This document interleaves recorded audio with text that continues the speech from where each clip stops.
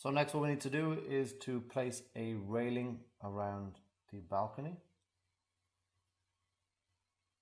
So remaining in the first floor plan, we're going to go back to our architecture tab, circulation panel,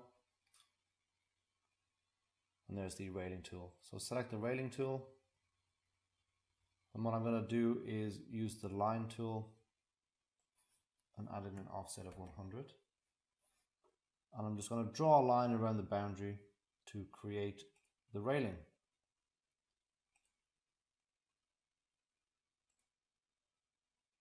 Now when I do, I'm going to stop at this column. The reason being, if I then draw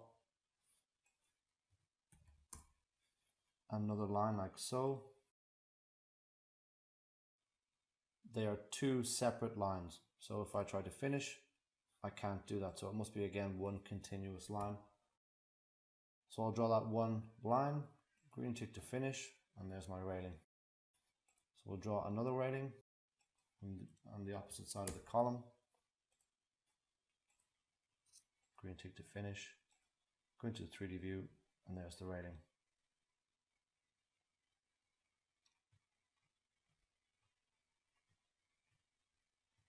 So that railing there is a default again by Autodesk, so we can of course change that. If we select it, we can go to our type selector, and there's 4 different options that we can choose from. Of course we can make our own.